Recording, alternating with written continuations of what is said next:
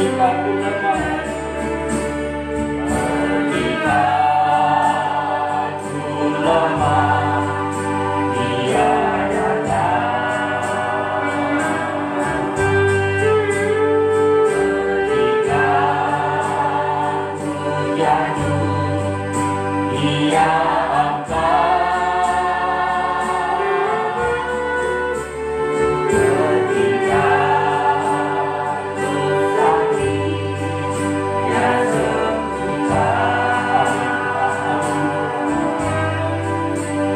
Ketika aku perlu Dia. Sekali lagi dari atas katakan, ketika aku lemah, Dia datang. Ketika aku lemah, Dia datang. Amin Tuhan. Ketika aku jatuh, Dia angkat. Ketika aku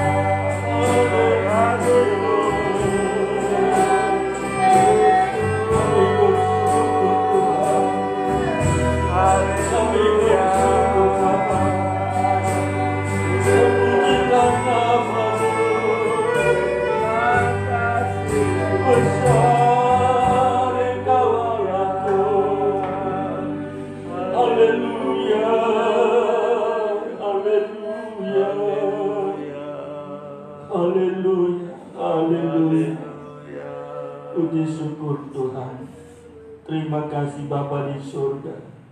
Betapa besar kasih-Mu kepada kami Tuhan. Apapun keadaan kami, senantiasa Engkau ada bagi kami untuk menolong kami Tuhan. Dan sungguh kami bersyukur malam hari ini kami boleh datang beribadah kepada-Mu Tuhan. Kami bersyukur, sungguh kami berbahagia Tuhan. Layakkan kami semuanya di hadirat-Mu. Hadirkan setiap kehidupan kami Tuhan, untuk bersuka cita malam hari ini, memuji memuliakan Engkau. Urapi kami semuanya Tuhan. Pimpin kami oleh kuasa Roh Kudus beribadah dengan cara berkenan kepada Tuhan. Terlebih kami hamba-hamba-Mu yang Tuhan percayakan melayani, mulai dari pemimpin puji-pujian, para pemain musik, operator AC, proyektor, penyanyi harapan-Mu Tuhan. Terlebih hamba-Mu yang Tuhan percayakan untuk menyampaikan isi hati Tuhan bagi kami malam hari ini. Mari Kau pakai, urapi hamba-Mu Tuhan, perlengkapi Tuhan hamba-Mu, dan nyatalah kasih Tuhan bagi kami malam hari ini. Ikut teguhkan Tuhan firman-Mu, dan kami semuanya sungguh diberkati oleh Tuhan. Terima kasih Bapa. Saudara-saudara kami, jikalau ada Tuhan dalam perjalanan menuju tempat ini, juga Tuhan tolong beri kekuatan untuk bersama-sama kami beribadah kepada Tuhan. Saudara-saudara kami berhalangan datang, Engkau juga menolong mereka dalam segala kesusahan pergumulan mereka.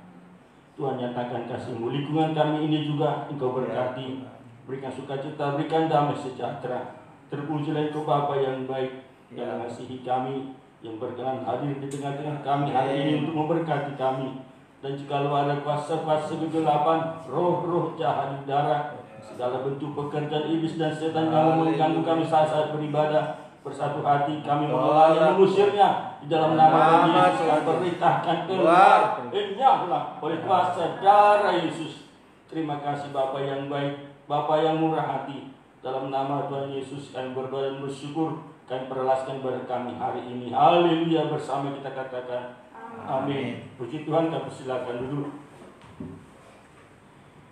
Haleluya. Kita bersyukur buat kebaikan Tuhan, buat kemurahan Tuhan yang begitu indah yang dinyatakan bagi kita hari ini. Dia menolong kita untuk beribadah, sebab kita percaya Dia memberkati kita hari ini dari kekayaan, dari kemuliaannya. Kami sampaikan salam damai sejahtera dalam nama Tuhan Yesus bagi kita semuanya. Salam. Haleluya. Tangkap pujian kita, ku dijangkaunya.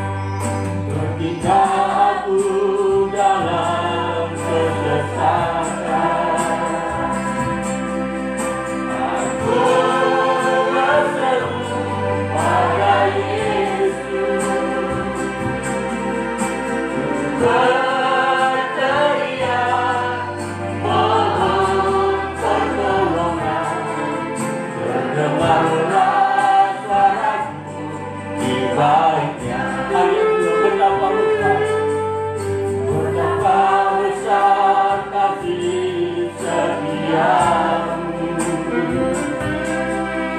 demi manusia kau berkorban, kau disalibkan tutupkan tanganmu untuk tebus semua dosa manusia.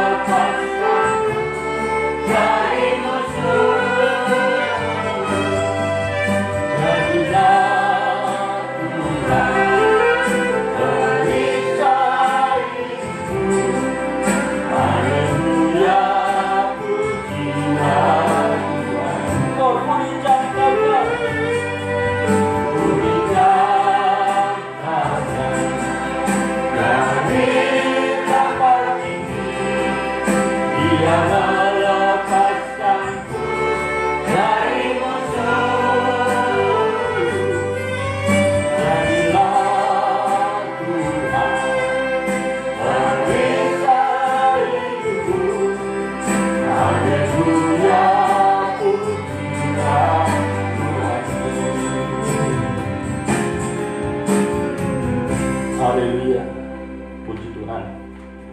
Dalam segala keadaan apapun pergumulan kita di bumi ini, biar kita serukan kepada Tuhan. Sebab biarpun dia di tempat tinggi, dia mendengarkan kita dan dia mengulurkan tangannya untuk menyelesaikan semua pergumulan kita. Dan kita percaya karena dia yang sudah mengampuni kita semuanya. Mari kita angkat pujian kita kepada Tuhan dengan bersukacita. Saya undang kita semua bersama kita bangkit berdiri. Anggur sukacita. Haleluya. Haleluya.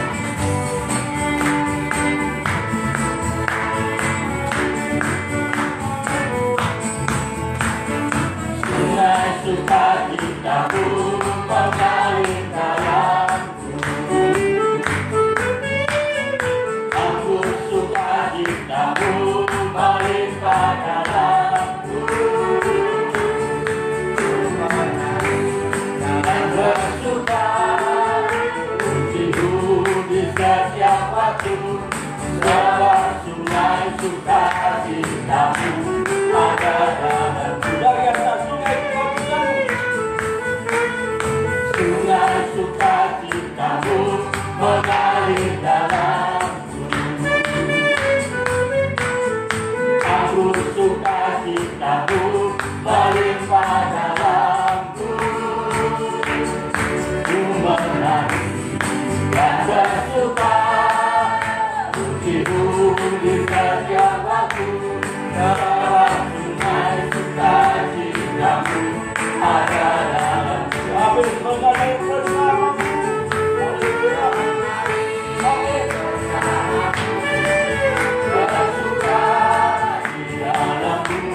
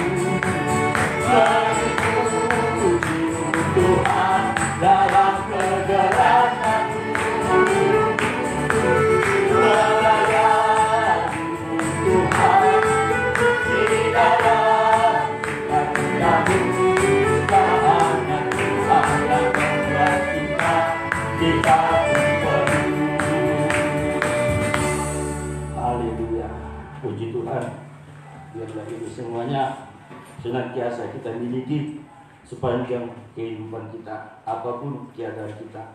Biar sukacita dari Tuhan ini senantiasa berlimpah memenuhi hidup kita. Dan kepujian kita, puji-puji Yesus.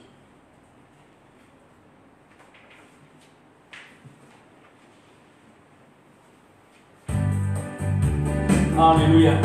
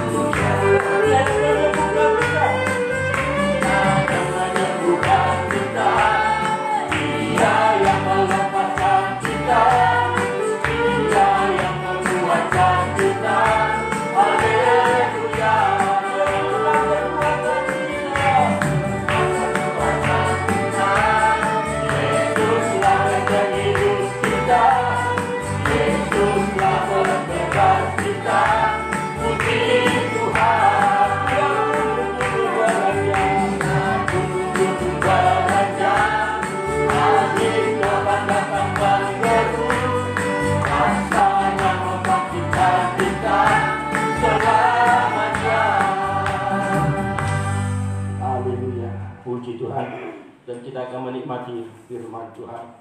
Kita siapkan hati kita dan pikiran kita, dan kita boleh rasakan bahwa Tuhan sangat mengasihi kita, memperdulikan kita, memperhatikan seluruh hidup kita, dan Dia peduli hari ini bagi kita lewat firman-Nya. Saya undang kita semua bersama kita bangkit berdiri, tangkap pujian kita menjadi seperti Kau Yesus.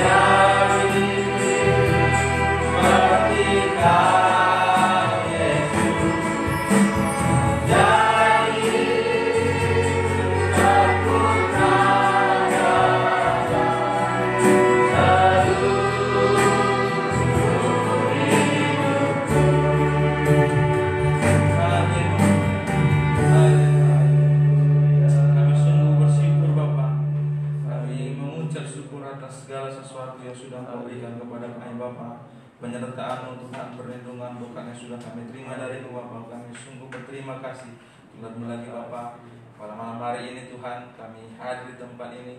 Kami yakin dan percaya Bapa ini bukan karena kekuatan kami, tetapi kami sungguh menyadari itu semua oleh karena Bapa. Oleh sebab itu kami datang ke tempat ini Bapa, membawa tubuh jiwa roh kami Tuhan menjadi sebuah persembahan yang menyenangkan hati-Mu.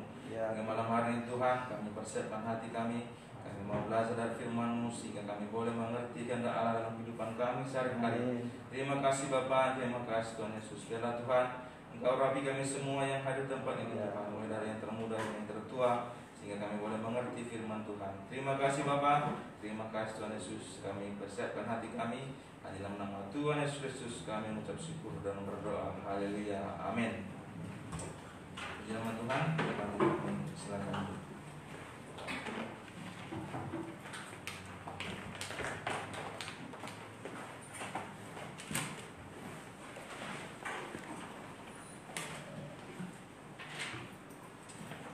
Kembali saya menyapa sedang jemaat yang bertempat ini. Salam sejahtera dalam nama Tuhan Yesus Kristus. Shalom. Puji nama Tuhan, kita bersyukur untuk orang Tuhan, kita boleh melewati hari-hari kita, sehingga kita malam hari ini boleh berkumpul bersama-sama memuliakan nama Tuhan, bahkan boleh kita sama-sama belajar dari firman Tuhan.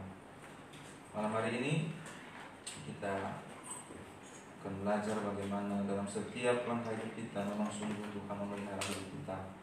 Apa kita belajar itu sungguh kita bisa merasakan bahwa segala sesuatu yang terjadi dalam hidup kita, Tuhan punya maksud dalam hidup kita. Oleh sebab itu, ya, dalam hidup kita, ya, proses yang kita alami, kita belajar untuk mengerti dari setiap apa yang kita alami. Ya, Tuhan tentu punya rencana. Firman Tuhan sudah mencatat bahwa rencana Tuhan adalah rencana yang indah. Ya, setiap orang dipersiapkan untuk rencana yang indah.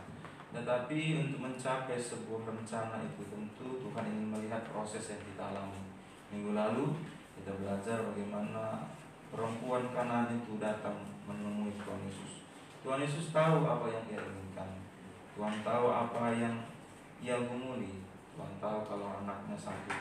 Tetapi Tuhan ingin melihat proses bagaimana ia mencapai rencana yang indah itu. kita juga tentu dalam hidup kita Tuhan tentu tahu, bahkan Tuhan lebih tahu apa yang terbaik untuk kita. Tetapi Tuhan ingin melihat dalam hidup kita apa yang kita alami, proses-proses yang kita alami, sehingga firman Tuhan mencatat bahwa berbahagialah kamu jika kamu masuk ke dalam pencobaan, sehingga kamu diuji seperti emas murni. Kita bersyukur kalau ada ujian itu bukan untuk melemahkan kita, tetapi untuk menaikkan level kita. Sungguh Allah memelihara kita ya. Dalam firman Tuhan juga mencatat bahwa segala pencobaan yang kita alami itu tidak melebihi kekuatan kita. Kalau kita lihat sekeliling kita, oh iya kok enggak seberat itu. Seberat itu yang dialami daripada saya, sama-sama anak Tuhan. Tetapi kenapa sepertinya dia tidak mengalami? Tuhan enggak berikan cobaan melebihi kemampuan kita. Kalau serasa lebih kuat artinya kita lebih kuat. Malam hari ini mari kita pelajari tentang bagaimana Tuhan memelihara hidup kita.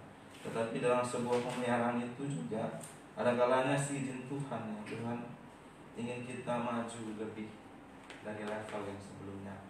Mari kita baca dulu Mazmur 116 ayat 57 dan ayat 5 dan 7. Ini sebuah keyakinan kita malam hari ini bahwa Tuhan itu sungguh mengasihi kita. Ia adil, Ia menyayangi kita, Ia memelihara hidup kita. Kalau kita sudah lemah, ya tentu Tuhan selamatkan. Tak dibiarkannya kita tergeletak gitu ya. Tuhan mengatakan juga ya, jangan takut, aku memegang tangan kananmu. Tuhan mencatat. Malam hari ini kita belajar bagaimana pemeliharaan Tuhan dalam hidup kita sehari-hari. Tetapi ada proses yang harus kita alami juga. Mari kita baca 116 dari kitab Mazmur ayat 5 dan sampai ayat yang ke-7. Kalau sudah menemukannya, mari kita baca bersama-sama. 1, 2, 3 ya. Tuhan adalah pengasih dan adil, Allah kita penyayang. Tuhan memelihara orang-orang sederhana. Aku sudah lemah, tetapi diselamatkannya aku. Kembali tenang, hai jiwaku, sebab Tuhan telah berbuat baik kepadamu.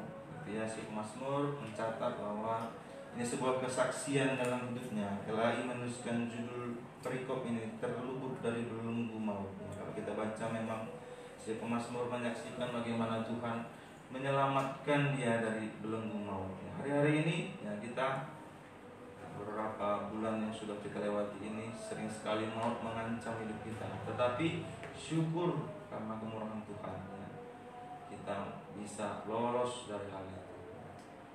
Kalau kita boleh ingat bagaimana COVID baru-baru menyerang negara kita ini, ya, semua orang takut, tidak boleh begini, tidak boleh begitu ya. Tapi kita memang harus ikuti apa anjuran pemerintah sesuai dengan protokol kesehatan. Tapi oleh sebab itu juga ada yang sudah ikuti protokol, memang itu sudah memang ya otoritas Tuhan dalam hidupnya memang harus diakhiri hidup hidupnya. Tetapi kita bagi anak-anak Tuhan yang lepas dari maut itu kita patut bersyukur. Ya, banyak hal ya, bukan hanya dari segi kesehatan, segi ekonomi ya, mengancam juga ya. Tetapi Tuhan mencukupkan kita dalam segala hal. Hingga sudah 1 tahun lewat pandemi ini kita boleh bertahan, bersuka cita ya, Tuhan cukupkan segala hal kita. Tuhan berkati, Tuhan lindungi, Tuhan pelihara hidup kita ya. Si pemazmur juga merasakan hal seperti itu ya. Dia katakan Tuhan itu pengasih dan adil, Allah kita penyayang. Tuhan memelihara orang-orang sederhana. Aku sudah lemah, tetapi diselamatkannya. Ketika ia lemah, Tuhan selamatkan kita. Kita juga dalam hidup kita sehari-hari ya, kadang lemah ya, secara fisik, secara rohani. Tetapi ketika kita mendengarkan firman Tuhan, tentu kita hari demi hari dikuatkan. Sebab itu ia katakan kepada jiwanya, kembalilah tenang hai jiwaku, sebab Tuhan telah berbuat baik kepadamu. Nah, ini cerita tentang kesaksian si pemazmur, bagaimana ia merasakan pemeliharaan Tuhan dalam hidupnya. Dia diselamatkan Tuhan dari belenggu maut, begitu ya. Dia juga dilepaskan dari musuh-musuhnya. Hari-hari ini juga kita merasakan seperti itu. Tuhan sungguh memelihara kita. Dalam hal ini yang Tuhan inginkan kita ya percaya dan bersyukur. Minggu lalu kita belajar juga tentang bagaimana pemeliharaan Tuhan dalam kehidupan Nabi Elia. 3,5 tahun lamanya kekeringan terjadi di masa itu, tetapi Tuhan pelihara Elia. Ketika semua orang mengalami kekeringan, ya gitu ya, Tuhan katakan, Elia kamu tinggal di sungai Kerit, gitu ya, Kerit. Tuhan pelihara dia, ya minum dari sungai Kerit. Kemudian Tuhan suruh burung gagak pagi dan petang mengirimkan makanan. Kalau kita sudah percaya kepada Tuhan, menyerahkan seluruh aspek hidup kita, kemudian kita bersyukur dalam hal apapun, dalam hal kekeringan itu pun tetap bersyukur. Tentu Tuhan tak biarkan kita. Ayat mencatat kemarin, ada burung gagak mengirimkan makanan ya, kepada Nabi Elia pagi dan petang. Ya, sampai pada akhirnya sungai Kerit itu menjadi kering. Jadi Tuhan sungguh memelihara kita. Jadi tak usah terlalu overthinking gitu ya tentang kehidupan. Bagaimana ini, bisanya nanti, bisanya enggak. Nah, kalau kita terlalu memikirkan, ya, artinya kita itu sudah memungkiri kekuatan Tuhan. Nah, begitu. Mari coba kita pelajari sekali lagi. Ada hal-hal yang boleh kita perhatikan, yang bisa kita tiru. Bagaimana hari-hari ini juga tentu kita mengalami peristiwa-peristiwa yang hampir sama dengan Nabi Elia. Jadi kita akan belajar bagaimana ia boleh melewati masa-masa sulit dalam hidupnya. 1 Raja-Raja 17 kita kembali membaca, dimulai nanti ayat yang pertama dan ayat yang sampai ayat yang ke-6. Dalam kehidupan kita akan pelajari nanti bahwa dalam hal baik, ya, dalam hal yang kurang baik juga Tuhan ingin kita belajar percaya kemudian taat. Ada orang percaya sama Tuhan, tetapi dia nggak taat. Ya percaya Tuhan, benar firman, tetapi ketika dituntut untuk melakukan, wah sudah tidak lakukan lagi. Tetapi kita belajar malam hari ini bagaimana Elia boleh melewati masa-masa itu. Mari kita baca ya, perlahan saja 1 Raja-Raja 17 ayat 1 sampai 6 supaya kita boleh masuk ke dalam cerita ini dan mengerti situasi dan kondisi yang terjadi pada masa zaman Nabi Elia. Dimulai ayat pertama 1 Raja-Raja 17 ayat 1, 1, 2, 3 ya. Lalu berkatalah Elia orang Tisbe dari Tisbe Gilead kepada Ahab, demi Tuhan yang hidup, Allah Israel yang beriani, sesungguhnya tidak akan ada embun atau hujan pada tahun-tahun ini kecuali kalau kukatakan. Kemudian datanglah firman Tuhan kepadanya, pergilah dari sini, berjalanlah ke timur dan bersembunyilah di tepi sungai Kerit di sebelah timur sungai Yordan. Engkau dapat minum dari sungai itu, dan burung-burung gagak telah kuperintahkan untuk memberi makan engkau sana. Lalu ia pergi dan ia melakukan seperti firman Tuhan. Ia pergi dan diam di tepi sungai Kerit di sebelah timur sungai Yordan. Pada waktu pagi dan petang, burung-burung gagak membawa roti dan daging kepadanya, dan ia minum dari sungai itu. Ya, sungguh kita tahu tadi peristiwa yang dialami, gitu ya. Tuhan berfirman melalui Nabi Elia bahwa di masa itu, ya karena berat dosa atau perilaku bangsa Israel di masa itu, Tuhan hukum sehingga mereka mengalami sebuah kekeringan, ya, tidak ada hujan turun. Ya, jadi tentu saja dari segi perekonomian gitu ya, kacau di masa itu. Tetapi Tuhan pelihara Nabi Elia melalui firman Tuhan. Tuhan katakan pergi ke sungai Kerit.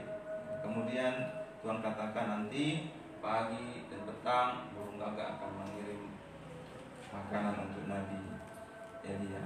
Firman Tuhan sungguh nyata, tidak hanya dikatakan, tetapi tentu kalau Tuhan sudah berfirman pasti terjadi. Itu yang kita yakini. Benar, pada ayat yang ke-6 firman Tuhan mencatat bahwa pagi dan petang burung-burung gagak dan burung gagak itu membawa roti dan daging kepada si Nabi Elia, sampai pada akhirnya sungai itu kering. Jadi dalam kehidupan kita, kalau dalam praktek sehari-hari kita, mungkin ada kalanya memang kita mengalami peristiwa yang dialami si Nabi Elia, ada permasalahan hidup dari segi ekonomi, dari segi apa saja, pekerjaan kah, atau dalam keluarga.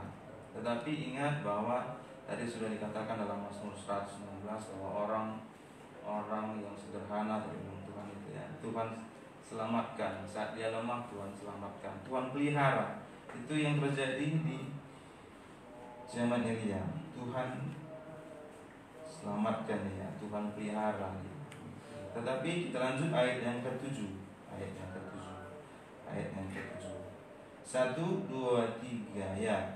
Tetapi sesudah beberapa waktu sungai itu menjadi kering, sebab hujan tiada turun di negeri itu.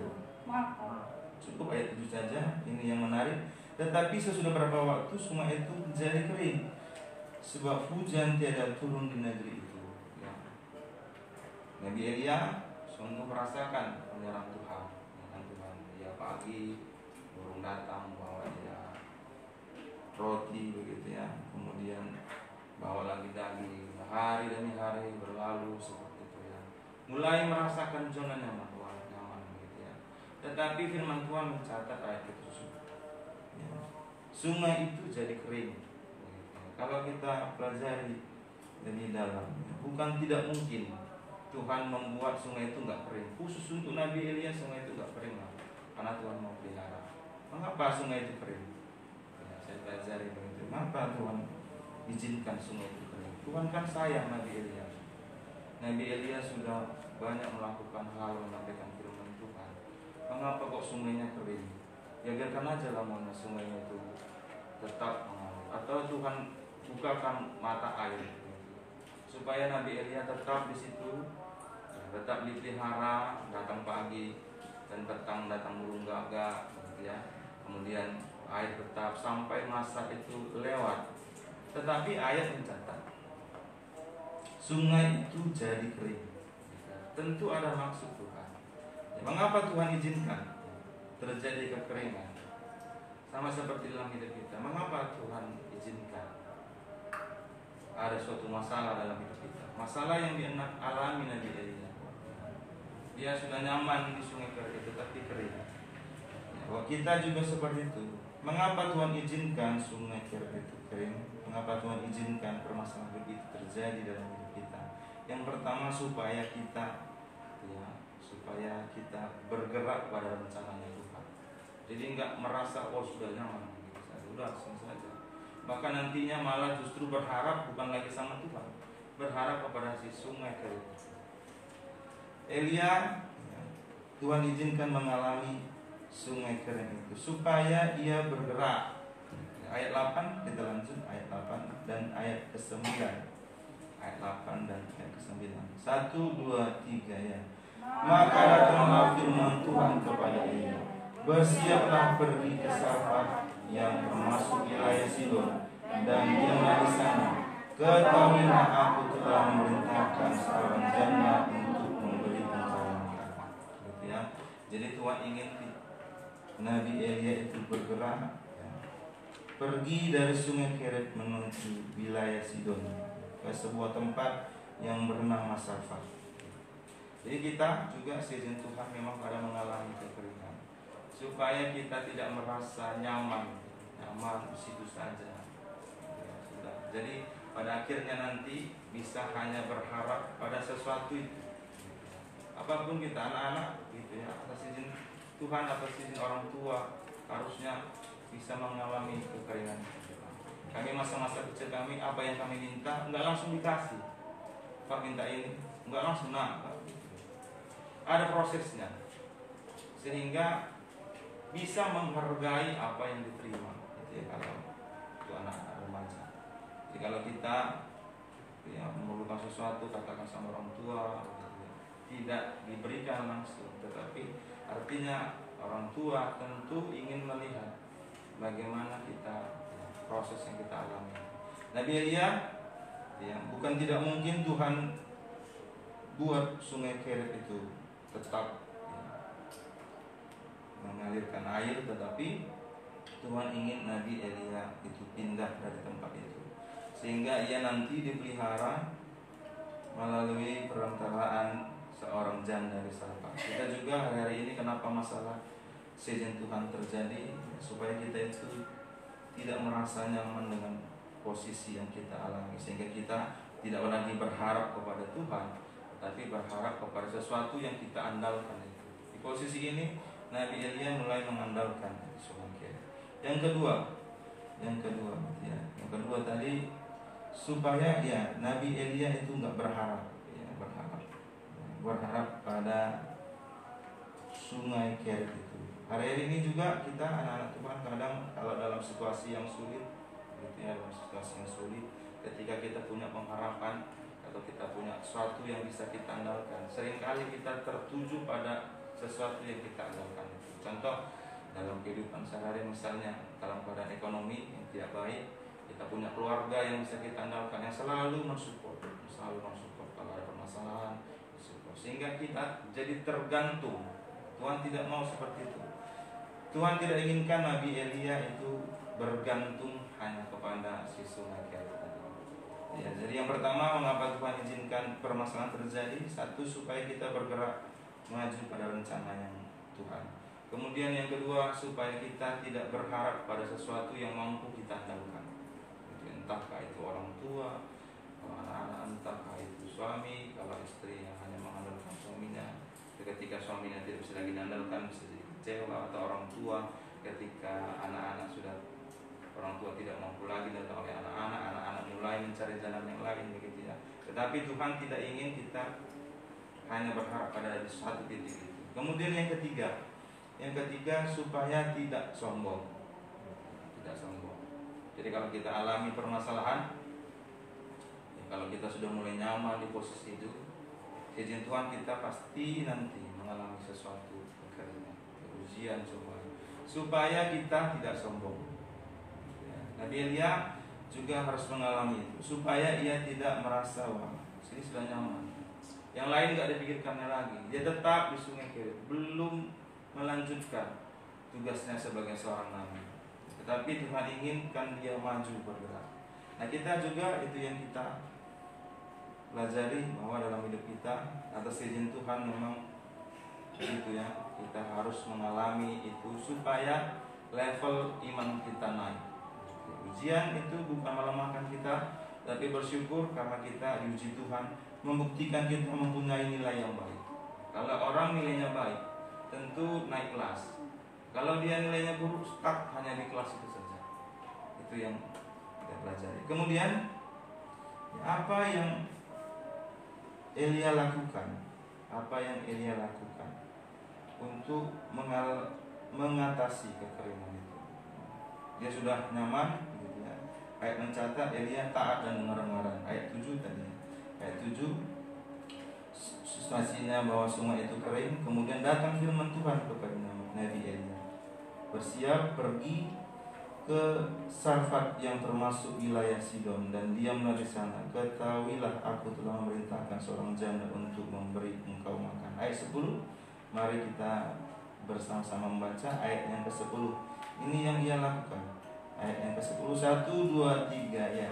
Sesudah itu ia bersiap lalu pergi ke Sarfat. Setelah dia sampai ke pintu gerbang kota itu, tampaklah di sana seorang janda sedang mengumpulkan kayu api.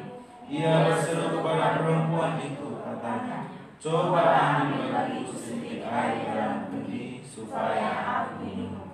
Ketika mengalami sebuah ujian itu, Tuhan inginkan kita taat dan dengar-dengaran firman Tuhan. Kita dengar firman Tuhan hari-hari. Ya, ada firman Tuhan yang datang dalam hidup kita. Ketika mengalami proses, Tuhan katakan pergi. Ya, Elia tidak apa ya? Elia itu selalu taat ya begitu ya. Dia taat, dia katakan firman Tuhan mencatat ketika dia mengatakan firman Tuhan bersiap pergi, kemudian dia lakukan seperti yang diperintahkan oleh firman Tuhan. Kita juga dalam keadaan yang apapun yang kita alami, kita mau belajar taat melalui firman Tuhan yang kita dengar, melalui firman Tuhan yang kita dengar melalui hamba Tuhan, atau melalui firman Tuhan ketika kita sedang belajar dalam membaca firman Tuhan. Tentu ada Roh Kudus yang selalu mengajari kita melalui doa-doa kita. Jadi apa yang dia lakukan Nabi Elia ketika ia mengalami kekeringan, yang pertama ia taat kepada firman Tuhan. Itu yang kita pelajari. Kemudian yang kita pelajari bagian yang kedua adalah Elia tidak takut. Elia tidak takut. Mengapa saya katakan dia tidak takut? Kalau kita pelajari bahwa Tuhan suruh dia ke Sidon. Tuhan suruh dia ke Sidon. Ingat bahwa Sidon itu rajanya adalah orang tua Isabel. Kalau kita perhatikan, Isabel itu istrinya Ahab, ya, yang ingin mencabut nyawa Nabi Elia.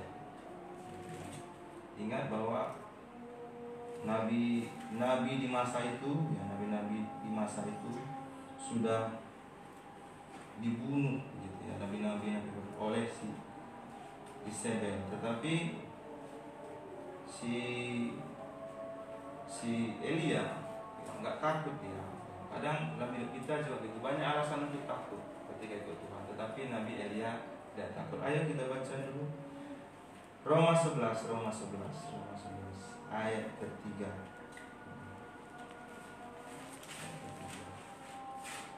dan 4. Tuhan suruh dia justru ke tempat yang dia takuti harusnya. Ayo kamu pergi ke sana. Padahal kalau ia boleh membantah Tuhan, tetapi dia tetap lakukan firman Tuhan. Roma 11 ayat 3 dan 4. Mulai ayat yang kedua, 2, 3, 4. Roma 11 ayat 2, 3 dan 4. Mari kita baca 1, 2, 3 ya. Allah tidak akan menolak umatnya yang dipilihnya. Ataukah kamu tidak tahu apa yang dikatakan kitab suci tentang Elia waktu dia melakukan Israel kepada Allah? Tuhan, nabi-nabimu telah mereka bunuh, mesbah-mesbahmu telah mereka runtuhkan. Hanya aku seorang diri yang masih hidup, dan mereka ingin mencabut nyawaku. Tetapi bagaimanakah firman Allah kepadanya? Aku masih meninggalkan 7.000 orang bagiku yang tidak pernah sujud menyembah Allah. Gitu ya, jadi banyak di masa itu nabi-nabi dibunuh ya, oleh istrinya Ahab, itu Isabel putri Raja Sidon. Tapi Tuhan justru suruh Nabi Elia pergi ke wilayah sini. Kalau Elia punya alasan kepada Tuhan ketika mendengarkan firman Tuhan, tentu dia boleh katakan, Tuhan, ke tempat yang lain aja lah, gak usah ke Sidon. Tuhan tahu, ya tadi sudah dia bilang, Tuhan mereka sudah membunuh nabi-nabimu, membakar mesbah-mesbah, gitu. Tetapi ya, Elia tetap melangkah maju. Kita juga anak-anak Tuhan ya, dalam hari-hari ini ya, banyak hal yang bisa sebenarnya membuat kita khawatir. Kalau kita mau untuk khawatir menatap masa depan, apalagi masa depan kemudian itu bagaimana itu hari kemudian, bisa kita lalui enggak? Anak-anak, apalagi zaman sekarang ini, hal yang paling dikhawatirkan sebenarnya bukan orang tua. Kalau orang tua hanya berapa tahun lagi lah langkah hidupnya. Kami anak-anak pemuda ini, apalagi remaja, bagaimana nanti kehidupan mereka ke depan? Kalau kita boleh jujur, pendidikan di Indonesia, apa yang mereka alami? Seringkali kami kalau ibadah remaja sengaja itu saya tes anak-anak, tahu nggak mereka apa yang mereka pelajari? Kadang nggak tahu. Bagaimana itu tentang pengetahuan umum pun kadang-kadang anak-anak nggak tahu. Kemudian dari keterampilan kadang juga nggak tahu. Kita sudah dibuahi dengan teknologi digital, handphone, sosmed, permainan, game, belum lagi narkoba merajalela, belum lagi hal yang lain kenakalan remaja. Bagaimana kalau anak-anak boleh khawatir, tetapi itu kita bedakan dengan orang lain. Kita anak-anak Tuhan, anak remaja tempat ini tentu hanya bersandarkan hidup kepada Tuhan. Jadi firman Tuhan mencatat bahwa kalau kita menyerahkan hidup kita, masa depan sungguh nyata, sungguh cerah. Orang tua juga memikirkan anak-anaknya, bagaimana anakku yang nanti tamat kuliahnya kah? Kuliahnya dia sanggupnya ke kuliah kah? Menikahnya nanti atau enggak? Bisanya kuliahnya nanti sementara aku sudah sakit. Ada banyak alasan untuk khawatir. Bagaimana aku kerja ini? Berapa tahun lagi aku kerja? Sanggupnya aku di sini masih dipakai orang kah? Enggak? Masih larisnya jualan atau jualan? Bagaimana nanti? Kalau punya alasan untuk khawatir, bisa dibuat, bisa kita takut. Nabi Elia bisa takut ya. Ayat pun catat dia takut. Gimana Tuhan? Mereka itu udah bunuh banyak. Tetapi Nabi Elia melangkah maju karena dia tahu, yakin dan percaya bahwa Tuhan pelihara hidupnya. Ayo kita juga dalam hidup kita sehari-hari bisa kita buat alasan takut dan khawatir.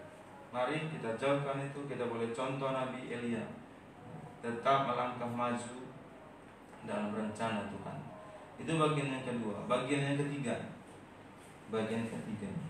tadi apa yang dilakukan Elia ketika masa kekeringan? Pertama, Elia taat perintah Tuhan. Kemudian ia tidak takut melangkah maju bersama Tuhan. Kemudian yang ketiga, Elia mencari berkat dengan caranya Tuhan. Ayat yang ke-10 tadi, ayat ke-9, kita ulangi 9 dan 10 supaya kita bisa lebih mengerti. 9 dan 10, 1, 2, 3 ya. Bersiaplah pergi ke Sarfat yang termasuk wilayah Sidon dan diamlah di sana. Ketahuilah aku telah memerintahkan seorang janda untuk memberi engkau makan. Sesudah itu ia bersiap lalu pergi ke Sarfat. Setelah ia sampai ke pintu gerbang itu, tampaklah di sana seorang janda sedang mengumpulkan kayu api. Ia berseru kepada perempuan itu, katanya, coba ambil bagiku sedikit air dalam kendi supaya aku minum. Dalam keadaan yang tidak baik tadi, dalam permasalahan yang ia alami, Nabi Elia itu yang mengikuti caranya Tuhan supaya ia boleh melanjutkan kehidupan. Tuhan katakan, kamu pergi ke wilayah Sidon, ke sebuah janda Sarfat. Nanti di sana Tuhan pelihara melalui janda Sarfat. Dalam kehidupan yang kurang baik, seringkali manusia mencari jalan pintas hanya untuk menyelamatkan diri. Jalan pintasnya bukan untuk hal yang baik, tetapi melalui cara-cara yang tidak baik. Misalnya, mohon maaf, ketika jualan, tengok nggak laris, harus dibuat pelaris supaya bikin laris. Dan seperti itu. Atau ketika mau kuliah, begitu ya, lihat ketinggalan, bagaimana caranya supaya nilainya baik, gitu ya. Sogok dosennya, datang sama dosen supaya dikasih nilainya baik. Banyak seperti itu. Anak-anak mau ujian, cari jalan pintas, buat kopean, mengopek dia, dipersiapkan jawabannya di kertas. Tuhan tidak inginkan itu. Ketika mengalami keadaan yang tidak baik, Tuhan mau kita menggunakan caranya Tuhan. Elia lakukan sesuai dengan cara Tuhan. Bersiap pergi ke Sidon. Ia pergi temui nanti ada seorang janda Sarfat yang melihara hidupnya. Itu yang dialami. Contoh lain. Adam ketika tidur diberikan Tuhan jodohnya. Artinya Adam dapat berkat melalui caranya Tuhan. Ada banyak binatang-binatang di Taman Eden, tetapi ayat mencatat tidak ada yang bisa jadi penolong si Adam. Adam tidur, Tuhan akhirnya ambil tulang rusuknya, membuat seorang penolong baginya. Artinya Adam dapat berkat melalui caranya Tuhan. Kita juga hari-hari ini ketika mengalami masa yang sulit ataupun tidak sulit, Coba mendapat berkat itu dengan caranya Tuhan. Jangan mengambil yang bukan bagian kita, atau mengambil sesuatu yang tidak sesuai dengan kebenaran firman Tuhan. Itu bagian yang ketiga. Yang keempat, yang terakhir, yang keempat. Jadi ketika mengalami proses itu, Elia melakukan yang keempat. Ia tetap melayani Tuhan. Nah, ini yang sulit. Ketika mengalami kekeringan, banyak permasalahan, sering kali anak-anak Tuhan justru meninggalkan Tuhan. Ya, tapi Nabi Elia dalam situasi itu dia melayani Tuhan. Melalui apa? Melalui perkataan iman.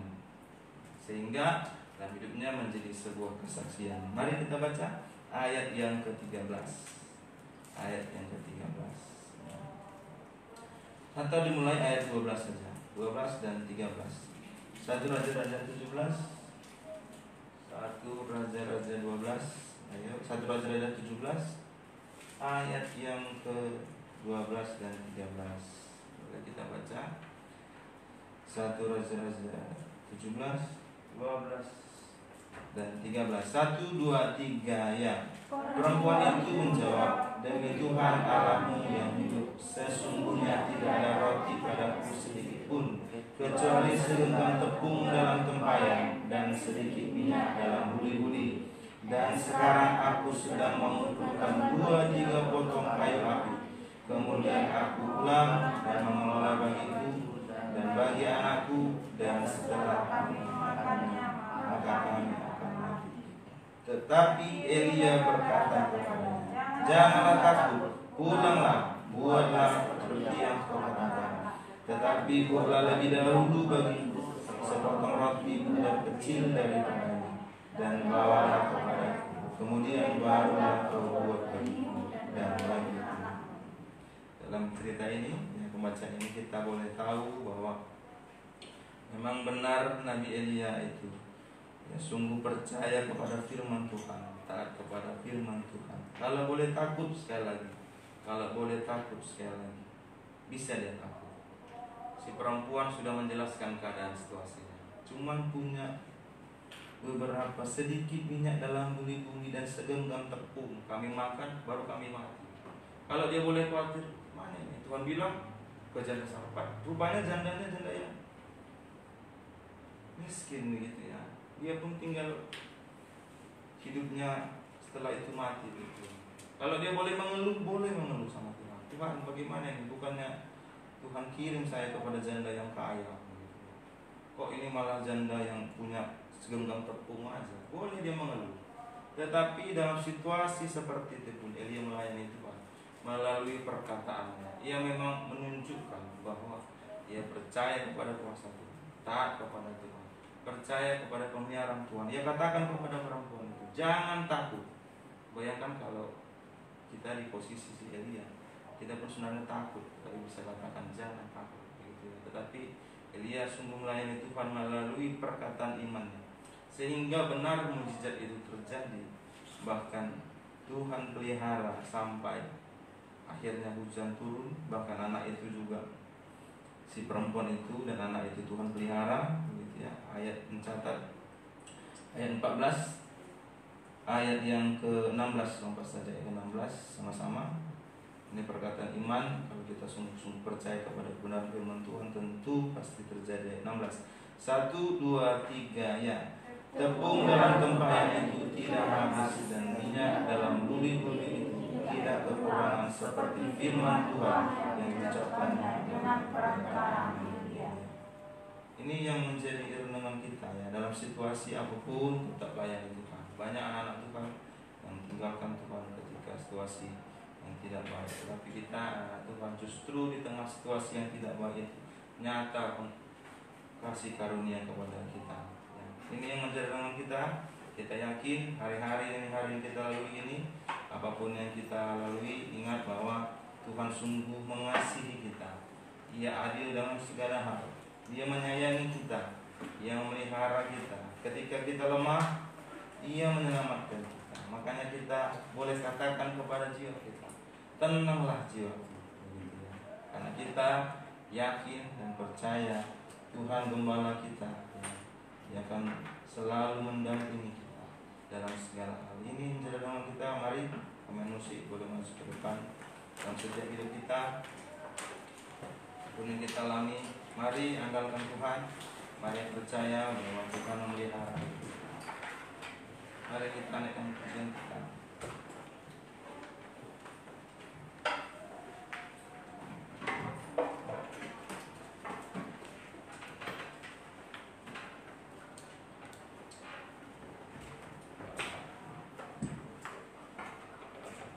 Ajarku mengerti segala rencanamu.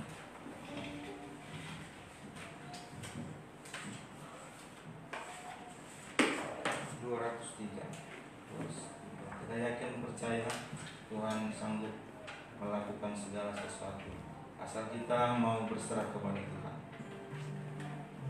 203 nyanyian doa.